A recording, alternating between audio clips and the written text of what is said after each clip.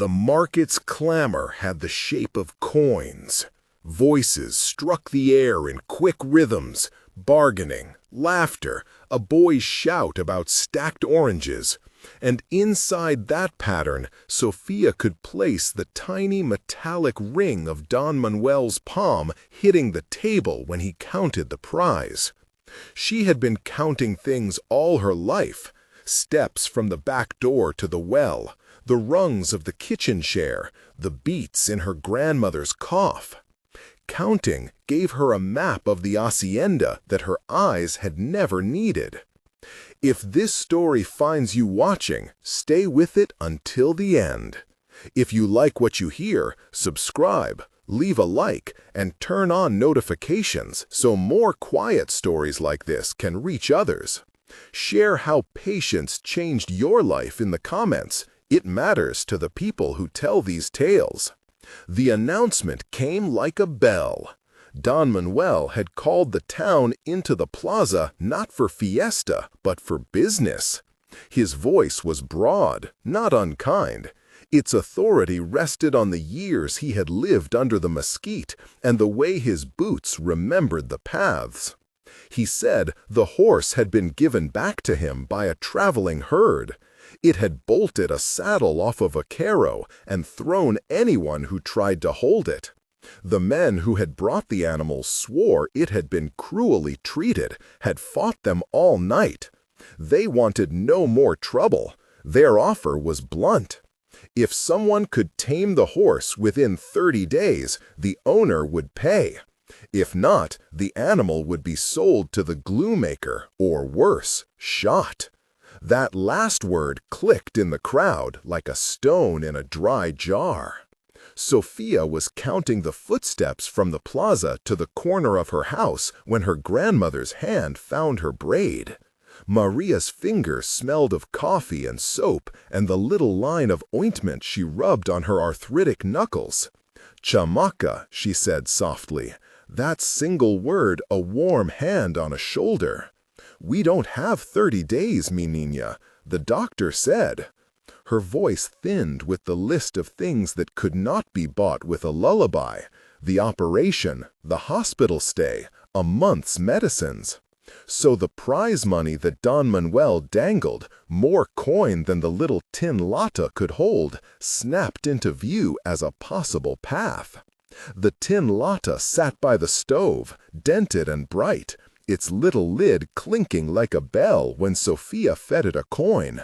She knew every sound that tin made: the hollow ring of a peso, the thud of a half peso, the soft whisper when it held only a button or two. She had been 10 for 3 months. People in the plaza called her the girl without sight, the way they pronounced her age with curiosity and sometimes pity. The name that came up most in Don Manuel's crowd was dangerous. The horse was dangerous. Dangerous became the word that tried to block the thin line of possibilities Sofía could see. Rahman, who kept his horses calm by voice and the snap of a rope, spat on the earth and called it a beast no one could live with. "Give it to me for a week," he said. "I'll break it so it learns its place." The pity that followed Sofía in other people's mouths did not make room for trust. People saw vulnerability and meant well. They saw the horse's scars and meant worse. Sofía listened. She calibrated tone and cadence until she could place each speaker in the square. Paco's laugh, high and quick, always came from the left, near the bakery where the heat bent the air and the scent of bolillos rose. Don Manuel's counting of coins landed like a stubborn metronome. Rahman's voice had a rasp that told of a throat spent on shouting at animals. Even the horse's name, not yet given, had a voice in her mind. Rough, wary, a breath like a bell that had been used and forgotten. Her decision was a soft, fierce thing. She did not imagine herself hero. She could not see the animal's white star or the line of its flank. She mapped by sound and touch. If the community would offer coin for taming a horse, then learning to sit beside that animal's fear felt like the only numerical pathway to the 10 latas filled ring. Abuela, she said, the evening before the horse came to the hacienda corrals. They were sitting cross-legged on the floor, the single lamp between them, beans simmering in a clay pot on the stove. Sofía counted the knife's notches on the table until the rhythm steadied the words. Let me try.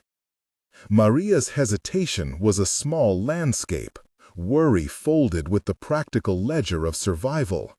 You are my legs and my ears, Niña, she said. No horse must throw you. You are my life. Her voice was not a refusal, but a weighing. She pressed a small, worn coin into Sofía's palm, and the weight made a promise. If you go, be careful. Count, sing, remember the way you know people. Sofía hummed the lullaby her mother had sung. The tune had the shape of a cradle and the cadence of counting. It traveled in the house like a ribbon. She slept with its echo, practice against the dark. When the horse arrived at Hacienda El Mesquite, it smelled first of sweat, then of other horses, then of something harder, old fear. The workers herded the animal into the corral with blankets rather than ropes to avoid sparking it. Sofía stood with the others, the crowd a ring of shadows and boots. She felt the air shift when the horse shook its head. The dry gust carried spattered saliva and the metallic tang of adrenaline. People said the animal reared, the foam at its mouth a badge of its fury. Sofía did not see any of that, but she heard the pattern of its breathing, first a panicked staccato, then a slower, resentful rhythm. And she put her fingers to count beats as if they were the steps of a ladder she could climb. Don Manuel's rules were precise. He would give 30 days. The condition was public. The horse must change before the pueblo, in front of witnesses, and accept being ridden without force. If anyone tried and failed, Don Manuel declared, he would not argue the sale. That certainty sharpened the air. Ramon argued that someone with sight should do it, someone with years of breaking in horses. The plaza divided into bets, into dismissive jokes, into the low danger of men who believed force made order. Sofía began mornings with the same program. She learned the distance between her house and the corral blindfolded, counting aloud the stones, the scrape of her grandmother's broom, the rustle of a sleeping dog. On her way, she would press the edge of her palm against the sun-warmed wall of the hacienda and memorize the grain of its plaster. She kept a small petate in the doorway for sitting, and when she three-stepped from the gate to the stable, she always counted 1, 2, 3. The corral itself was a certain assemblage of sounds: the creak of the gate, the whistle of Baco, the slap of a blanket against a fence post. Each of those noises fit into Sofía's inner map like a stitch. Her earliest days at the corral were devotional in the most practical sense, ritual as livelihood. She placed a blanket, a thin, worn cobija with faded stripes, on the fence at the same place every day. The blanket smelled of the house, beans, dust, and her grandmother's soap. Sofía hummed her lullaby as she knelt where the wood jutted splinters into her palms.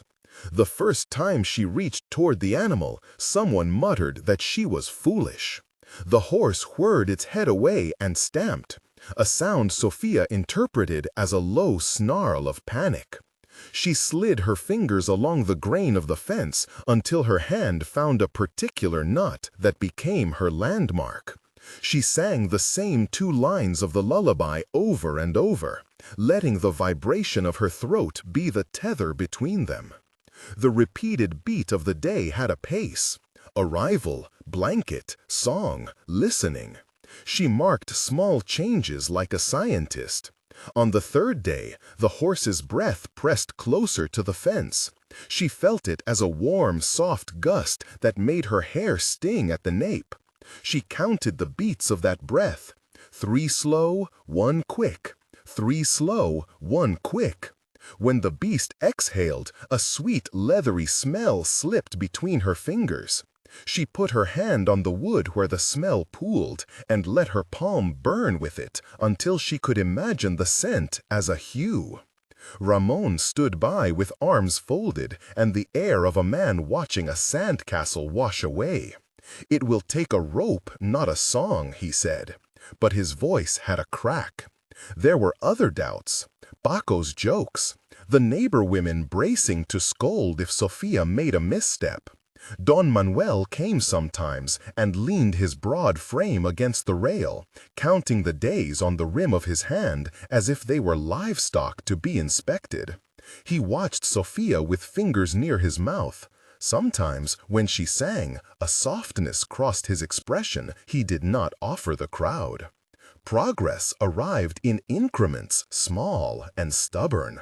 On a hot second-week morning, when the wind came from the fields and the scent of cut alfalfa cooled the air, the horse nosed the cobija. It was a brief touch, like a question, and Sofía felt the vibration through the wood as a tiny drumbeat. Her heart knocked against her ribs in time. She did not move too fast. She had learned that haste flattened things into reaction, and that patience might yet yield an answer. "Shh," she sang, the word hanging in the air like a moth. The horse snorted, and then, astonishingly to the gathered onlookers, retreated by inches without panicking. By day 10, she had trained herself to recognize the horse's moods the way someone learns to read a room. The animal's ears were its most honest instrument. When they prick forward, it meant curiosity. When they flattened back, it meant fear. Sofía listened for the scrape of hooves, measured the interval between snorts, tuned her humming to match the length of a breath. She began to lay her hand on the fence and let the tips of her fingers inch through the slats. The horse, when it wanted, explored the space with its nose. Once, its nose had touched the pad of Sofía's thumb through the wood in a contact so small she could have missed it if she did not count. The memory of that touch burned quickly into her palm. There were setbacks that had the dull ache of routine injury. The horse had been clipped before, a man-made scar across its shoulder that still puckered at the skin. Once, a passer-by threw a lit cigarette near the stall, and the animal reared so hard the stall shook. Someone in the crowd swore, and a child began to cry. Sofía felt pressure behind her eyes, and because she could not see, she let the waves of sound tell her where danger had passed. After that day, the horse would not let anyone near the chest area. If a hand reached there, it tensed and withdrew. Sofía adjusted accordingly. She learned to coax around the scar, with the blanket first, then with a slow palm slide from rump to flank, never insisting on the scar itself until the horse's breath told her it might accept the touch. There were quiet victories, a longer pause before the animal snorted, a softer step that crept toward the fence instead of away. She taught Paco to watch the ears and to stand down when asked, that the gentleness of stillness could be more difficult than the swift motion of a rope.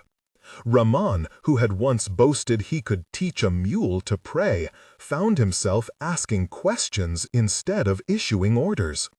He wanted to know the exact notes of Sofía's lullaby, as if some frequency was doing the work. She would hum, and he would tilt his head, listening in a different key. Sophia's practice sessions were threaded with domestic touchstones. She braided the horse's mane at night, only in imagination, counting the knots in her head like rosary beads. She would come home smelling of hay and the iron-tinged sweat of exertion. Maria would make a pot of beans and slide a bowl toward her, tucking the blanket closer around Sophia's shoulders. In the evenings, when the wind ran through the mesquite leaves like a sifted chorus, Sophia would lie awake and press her palm to the tin lata by habit and count the coins inside, mapping how many more she needed for the operation, how many more days remained. The lullaby became a way to name time, a metronome that measured both the horse's breathing and the arc of their lives. On the 15th day, the midpoint by the official tally, Don Manuel allowed only certain people into the corral to prepare the animal for closer contact. There was a hush in the hacienda that morning, as if the place itself knew the gravity of entering the horse's space more closely than the fence. Sophia walked the measured route. She stepped in her count, feeling each stone creak beneath her sandals. Paco opened the gate, and the metal moaned its familiar note. The sound corrected her path, a true north she could trust. Her skin prickled with the warmth of the day and the animal's proximity, which was different inside the enclosure. Smell more intense, breath closer, thuds of hooves translating to vibrations through the dry earth. She felt the horse's presence before she touched it. The air changed texture, a thicker, warm quality that made the particles in her nostrils taste like dust and peppermint from the mane. The beast shifted, a low exhalation that moved like a wave. Sophia steadied herself against the planed rail and sang quietly, the lullaby a low thread she kept between her and the animal. 1, 2, she counted under her breath, not of steps now, but of heartbeats, matching their rates as if two metronomes might find a common tempo. The first contact was almost nothing, the horse's breath brushing the web of her thumb as it slipped through the slat. She inhaled. The scent was of dry leather and an older sweetness she could not name. Its muzzle was cool and slightly damp. Sophia did not flinch. She let her fingers rest there, letting the tremor of that breath move from the horse into her bones.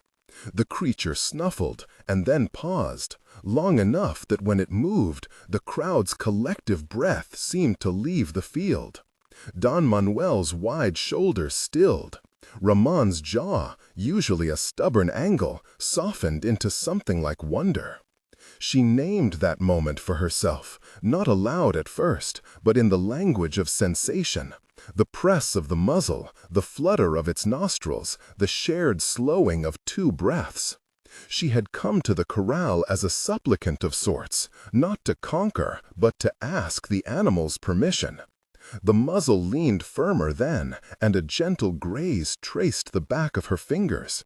Someone behind her, perhaps Paco, gave a sound that held laughter and a sob at once.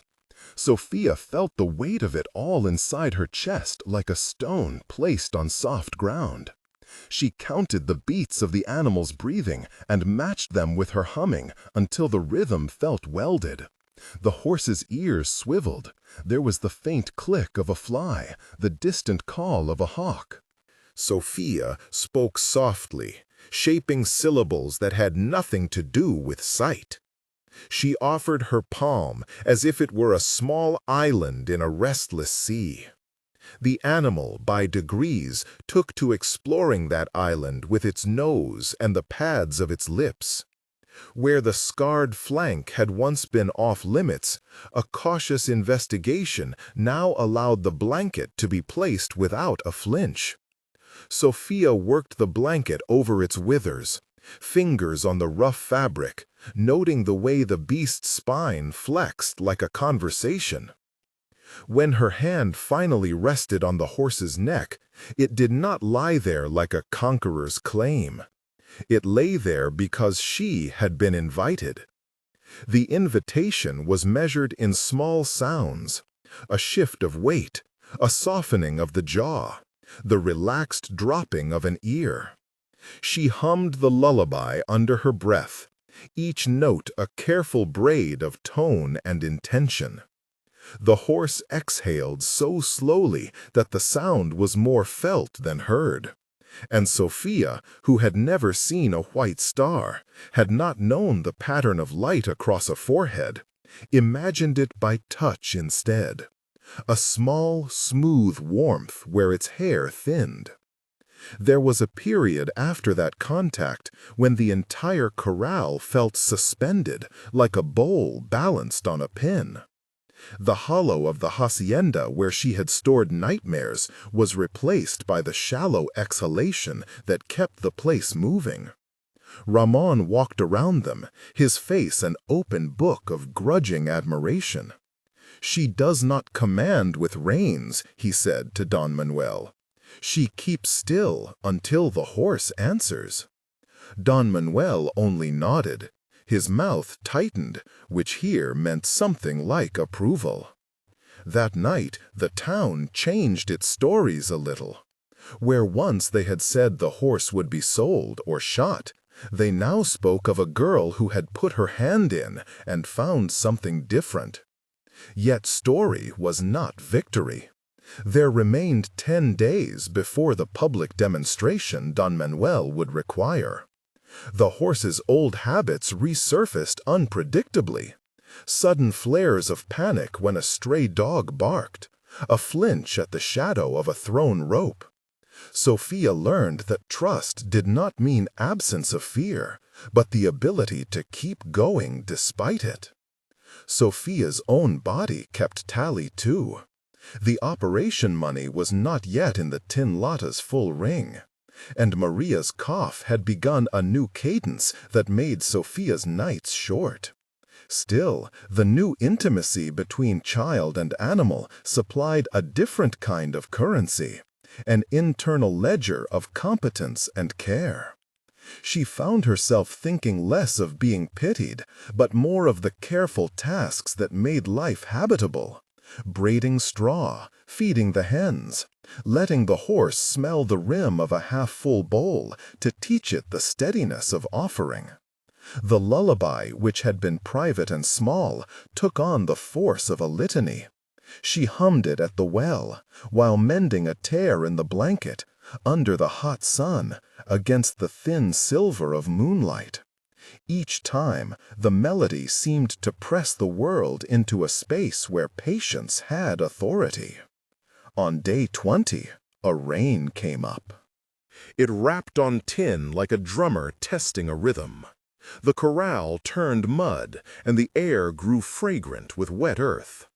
Rain had always been a marker of change at the hacienda, bringing the scent of tilled soil and a hush to the pigeons. For the horse, however, rain meant a different scale of trouble, noise that roared, a slickness underfoot that made steps unsure. When the storm hit, the animal's breathing sharpened. Sofía knew the dance had to adjust. She could not ask steady cooperation if she insisted on the same measures she had used in sun. She stayed with it through the downpour. The song took on the softness of rain, notes combed low and tight. She pressed the blanket, now more familiar, against the horse's flanks, anchoring both of them against the wildness outside. The animal trembled against the wood, but the tremor became shorter, less a quake than a ripple. The rain came heavier, and then receded. When it did, the ground smelled alive, and the horse's coat was mottled, sleek in places and rough in others. Sofía wrung her hair and felt the cool of water against her skin. For the first time, she let herself imagine, not in loud proclamation, but in the small, circular counting she did at night, that she could ride the animal some day, sit upon the warm back and let its strides carry them down the arroyo road like a problem turned face up. But the town was not yet convinced. Gossip is a slow engine. An old woman who had seen riders fall from that horse years before spat bitterly that beasts remembered wrongs too long. A boy claimed he had heard the animal snort threats at dawn. Don Manuel, practical and impatient with sentiment, set the date for the demonstration so that it would not drift indefinitely.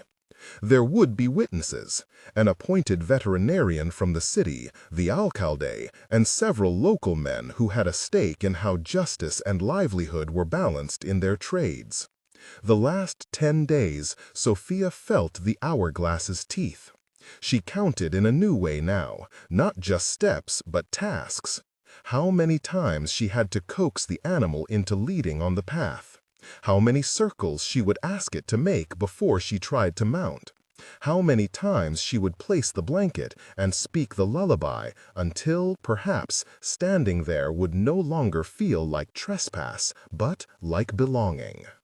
On a late afternoon nearing the demonstration, when the sun fell low and painted the dust the color of burned sugar, she stood inside the corral and laid her hand along the horse's neck. Its breath was a slow drum, its ears attentive. The animal had scars that told a life, and the hush that gathered in the hacienda had an expectant quality. It felt to Sofía like the world leaning forward to hear a single true note. She rested her face near the animal's shoulder and imagined not a different ending, but the possibility of it. And in that suspended moment, she felt something shift like a key turning. The horse lowered its head, not in submission, but in quiet agreement. Somewhere beyond the fence, voices kept talking about bets and outcomes. Sofía closed her eyes the way she had always closed them, not because she needed darkness, but because it quieted the clutter of imagined sight. She counted the slow 1, slow 2 of the horse's breath. And then, without thinking of the crowd, without calculation of coin, she put her palm flat along the place over the beast's heart. The animal's chest pressed into her hand, warm and steady, like a drum that had learned a new rhythm. For a long second, no one breathed. And then the horse exhaled, a sound that was less of a letting go than the beginning of a story answering back. Sofía's fingers curled around the warmth as if holding a small hen. A scatter of applause rose somewhere, a release, not yet a full conversion. Don Manuel, who had been counting days like livestock, placed a hand on his chin and watched the two of them with an expression that belonged to a man unaccustomed to being surprised. The moment did not erase the remaining days. It did not undo the town's skepticism, nor guarantee the surgery. But it was a seam through which possibility threaded. Sofía walked home that night with the smell of horse and rain in her hair, the tin lata heavier in her mind than in her kitchen. She hummed the lullaby as she passed the mesquite trees, the tune tucking the evening into a softer shape. In the bed, with Maria's hand on her cheek and the thin warmth of the clay lamp between them, she counted the coins again and traced the pattern of the white star she had not seen, but now knew by memory of touch. There were still 10 days left, and the path to the demonstration was a narrow rope both of them had to walk. The first contact had been granted. The town's stories would need more than one touch to be rewritten. Sofía knew this. So she slept, if sleep it could be called, with her mind rehearsing the slow swing of the horse's gait and the precise angle by which a blanket must be folded to avoid startling skin. and rose early, counting the steps to the corral as if each footfall were a stitch towards something larger than herself. The horse was dangerous, the men said. It had been made so by hands that did not know gentleness. Sofía did not have a rope or a whip. She had a song, a counting rhythm, and a hand that sought rather than commanded. It was a small inventory compared to the crowd's wagers, but it would have to do. At dawn on the 21st day, she smelled bread and coffee, and the air already warming. The corral's gate opened with the familiar creak. Sofía folded the cobija in a particular way she had settled upon, a width that lay flat without sliding, and she laid it over the horse's back with the patience of instruction rather than imposition. The animal shifted, but did not bolt. She set her hand lightly on its withers and felt, beneath the fur, the steadying wave of its muscle. She hummed the lullaby until the tune wrapped the space like a shawl. Then she did something she had been practicing in small daring for days. She swung her leg over. Not up and quick, which would have been necessity for an able rider with sight, but with a slow, weighted motion that allowed the horse to accept the balance of another living weight. It was an act of negotiation, each movement measured by breath and by the subtle tilt of the animal's head. The beast trembled under her, then settled. For a heartbeat, the corral opened into the possibility of walking. Not a triumphant parade, but the gentle thrum of two beings finding the same tempo. Somewhere in the town, a child who had once been told that blindness meant limits now had different maps to imagine. The hacienda itself felt as if it had inhaled, and the exhale was the hush before a storm. Sofía counted the steps of the horse as they moved, 1, 2, 3. And each numbered sound was a stitch binding a new cloth over an old wound. She could not see the white star, but when the horse shook its head and a single speck of dust caught the light, she felt the vibration of that motion across its neck, and imagined the faint mark like a promise. The days after the first ride were a tight rehearsal. Sofía and the horse moved together in the mornings, in the midst of squalls and under the sun, learning to trust the other's rhythms. The town's talk softened, then changed. Some men who had derided her began to visit the corral with a different stance, hands in pockets, leaning, listening rather than lecturing.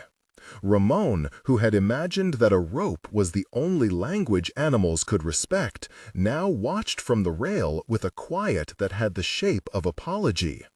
He began to bring apples and set them on the fence where the horse could reach them without being tempted to snatch. His manner was awkward at first, humility leathered by years of pride. Yet it held the slow seam of transformation. Sofía kept the tin lata close and fed the coins she could spare into it. Maria's cough eased on some days and tightened on others. There were nights when fear gnawed like a small animal at Sofía's ribs. A misstep on wet ground, a sudden snort when the horse spooked at the clap of a door. The way people could change between looking at you with pity and looking at you with expectation. In those nights she counted anyway, hummed anyway, and reminded herself that the prize was a means not merely to a surgery, but to the preservation of a life that had always been hers to arrange. She began, without thinking of a future sanctuary, to teach Paco what she had learned. Paco's hands were clumsy compared to hers. He moved too much with the bravado of youth. Yet when she taught him to fold the cobija just so, to pause long enough for the horse to find the sound of her hum, and then to place a hand gently on the neck, he listened in a way that surprised them both. Teaching was its own form of sustenance for Sofía. It made the work less like a single child's desperate plea and more like a small covenant with the community. The days dwindled. The horse's breath had found a slower measure. The white star remained unseen, still only a tactile memory in Sofía's fingers, but it mattered that she knew it by heart. There still lay before them the public demonstration, the vet's watchful eyes, the town's wagers and skepticism. Sofía sensed the pressure as a tightening in the muscles of the hacienda. It was as if the land itself had come to watch whether patient habit could outweigh the easy expediencies of fear. On the morning before the appointed demonstration, the sky was clear and the wind was a steady hand across the plain. Sofía stood with her palm on the horse's flank and imagined the next day like a string of beads. She hummed the lullaby, felt the animal's breath, and counted 1, 2, 3, matching the beats until the rhythm felt like a promise. The town would come, the vet would come, the alcalde would come. The outcome would not be a simple victory or failure. It would be the public negotiation of trust, the uncompromising exposure of a private labor to public judgment. Sofía pressed her forehead to the horse's shoulder in a private blessing she didn't name. Whether the town would change or not was not the point in that moment. The point was the small progress already made. A warm muzzle touching the skin of a child's hand, a blanket accepted without flinching, a lullaby that could reshape a beating heart. She counted the breath once more and let herself rest into the steadiness that had grown between them like a new grain. Outside the corral, Don Manuel shut his mouth and dusted his hands as if he had just finished weighing something precious. Ramon stood with his rope coiled and his expression ready for either apology or congratulations. Paco's face, smudged with dirt, shone in a way that had the quiet radiance of someone who had learned the cost of steadiness. The town's murmurs thickened like a cloud on the verge of rain. Sofía climbed the small wooden mounting block she had practiced on and put her hand on the horse's withers. The animal was patient. She hummed the lullaby low and steady and felt the horse inhale, then begin to walk. Each step was a counted pulse. The corral's dust rose in soft columns around them, the sound muffled and domestic. For a while, the world narrowed to the rhythm of movement and breath and the thin sound of her song. Then, as they circled the corral, Sofía felt the weight of all the days add up into a single fragile confidence. She did not know what the morning would bring. She did not know whether the vet's clipboard would mark them as success or failure. But she held the horse's warmth beneath her like an answer she had earned not by spectacle, but by the quiet economy of patient work. And beyond the corral, beyond the judgments and the bets, a future unfolded in small, steady gestures. The tin lata with its new brightness, the possibility of a hospital bed for Maria, and the seed of a different life. One in which a girl who had been called unwanted might keep the horses that no one else had time for. A place where battered beasts could learn to breathe without flinching. The name for the horse hovered in Sofía's mouth like a word about to be born. She had until dawn. She hummed the lullaby into the dark and felt the horse's breath against her fingers like an answer. It was time to rest, to gather strength for what would be asked of them both in the light. The town would come to witness. Sofía would ask the crowd to be quiet, not for spectacle, but to hear the rhythm she trusted. She would ask for one small mercy, silence, so that patience could be heard. Night settled over Hacienda El Mesquite, and Sofía dreamed of counting steps across wide fields she had never seen. In the dream, the horse's white star shone like a bright coin under the sun. She woke with the melody of the lullaby at the back of her throat, ready to carry the animal into the day when the town would judge whether gentleness could save a life. The horse had faced the threat of death when men named it dangerous. Now, in the thin light before dawn, Sofía held in her hands the possibility of hope. Dawn bled itself across the plain in thin, patient strokes. The corral filled with faces, neighbors in wool shawls, goats tethered at the edges, children perched on fences like small sentinels. The alcalde arrived with the measured dignity of someone who had learned to carry the town's weight on his shoulders. At his side, two municipal elders spoke low, fingers picking at the hems of their cloaks. The vet came later than the alcalde, hat in hand, his satchel swinging with instruments that looked almost theoretical in the bright morning. Men who had placed wagers the night before leaned forward with the interest of those for whom appetite and money braided into courage. Sofía stood in the center of the corral, the horse beside her like a living column of shadow and light. The animal's coat had been brushed until it held the last of the night's cool. A small white star between its eyes caught and returned the sun. Sofía's fingers were steady when they moved along its mane. She did not mount. She had decided that today the horse should be seen standing beside her. Her voice, when she began to sing, was the softest thing in the place, a sound the town at first did not know how to receive. "Silencio," she said, not as command, but as an offering. The word fell like a coin into a bowl. The children obeyed first. Their small hands went to their mouths. Some of the adults, reluctant always to be the first to surrender their judgment, angled their heads as if tuning instruments. Ramón stepped forward and shut his palm against his mouth, the old habit of a man who had learned that speaking could bend a crowd and that silence could, sometimes, bend the heart.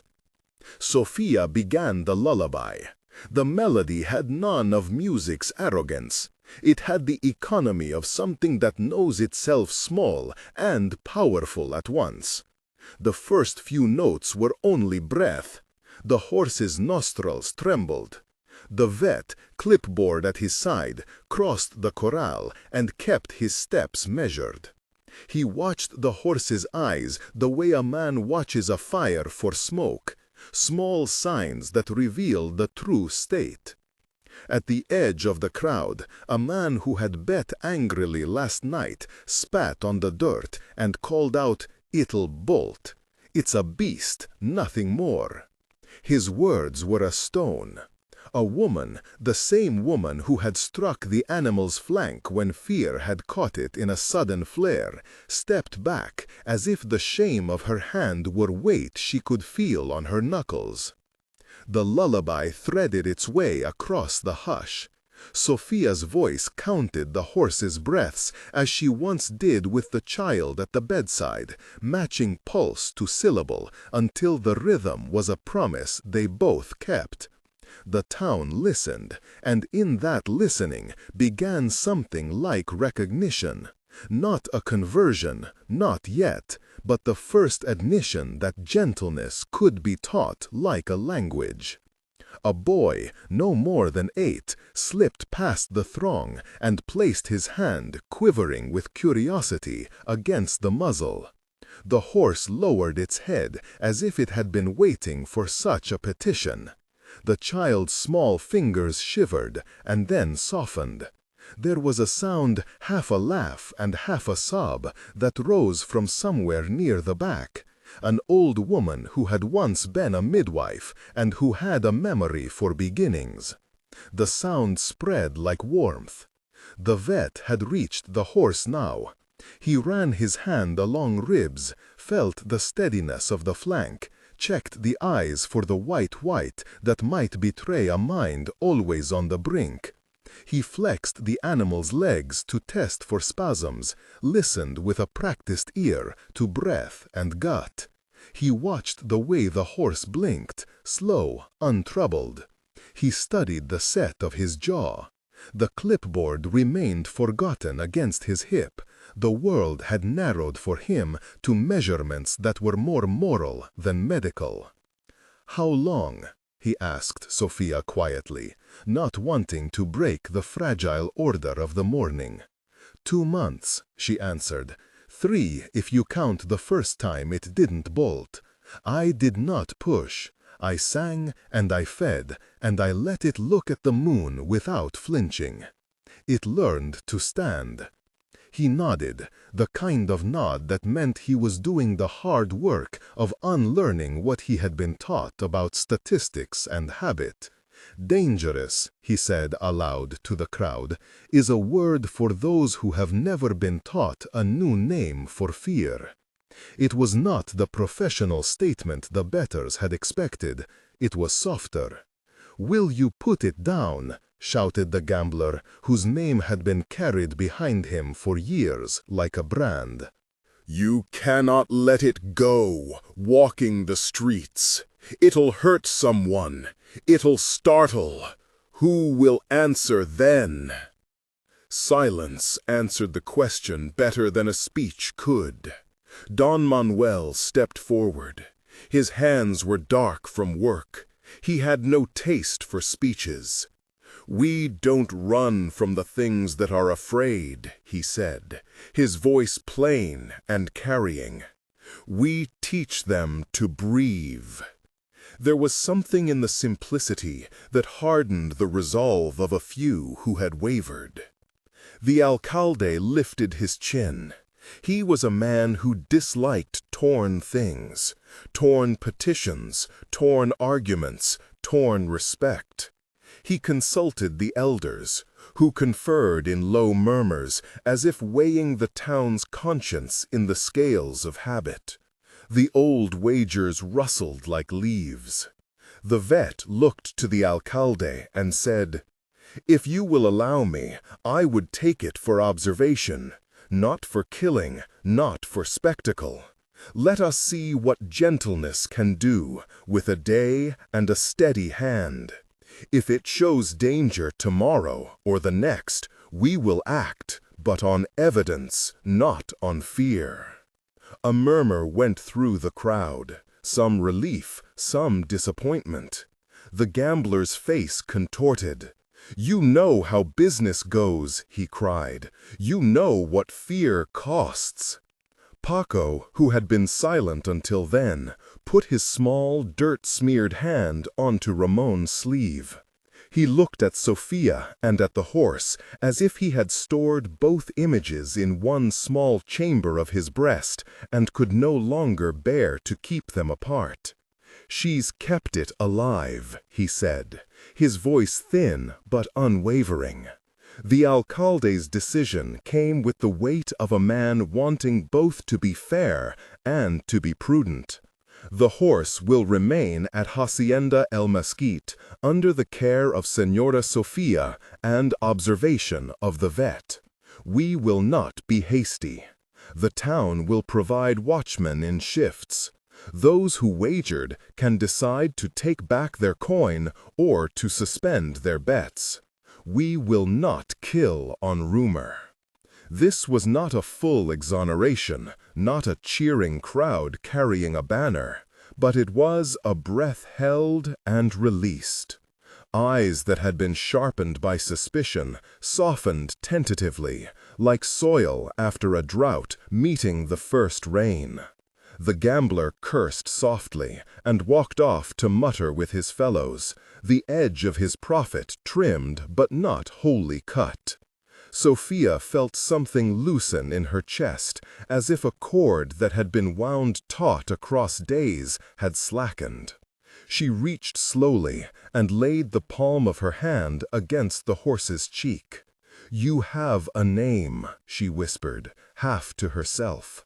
The word tasted like the beginning of promise. She said it aloud then, so the town could witness the naming. Esperanza. The sound of the name settled over the corral. It was a small, brave thing to do in public. Naming makes a thing accountable to its life. For some in the crowd, it was a jest. For others, it was a benediction. The horse's ears twitched, and it shifted a step toward her, placing its weight like consent. Afterwards, as people dispersed in ones and twos, the tin lata that had been polished by Paco's steady hands made the rounds. It was passed from a leather-smudged palm to a trembling one, and the clatter of coins and crumpled bills became a tiny hammer shaping a new plan. A woman in the crowd, a baker whose bread always smelled of rosemary, pressed a coin into Sofia's hand and muttered, "For the child's bed." The words were small, the promise was larger. Ramon coiled his rope and stood quiet again, the rope a chorus line against his hip. Don Manuel offered a hard sort of smile, and a look that asked nothing of her but to keep on. Paco brushed his cheek with the back of his hand as if to remove dust or tears, he wasn't sure which. The vet agreed to wrap by sundown for further observation and to draft a note for the Al-Qaeda outlining recommended care and watchfulness. Sofía walked Esperanza back into the shelter of the hacienda and, before she closed the door, lingered on the threshold. The town had not converted in an hour. Some would remain skeptical. Some would watch closely for signs of relapse. But a small, practical mercy had been bought. The horse's life would be spared another day, and that had opened, suddenly and precisely, the space for other necessities to begin to be gathered. When night returned, the lullaby did too. Sofía hummed, and Esperanza's breath matched, and in the hush between one note and the next, the dream of a bed for Maria took on a truer shape. Not a promise born of spectacle, but a plan assembled from the coin in the tin lata, the baker's generosity, the vet's cautious approval, and the Al-Qaeda ship's ready hand.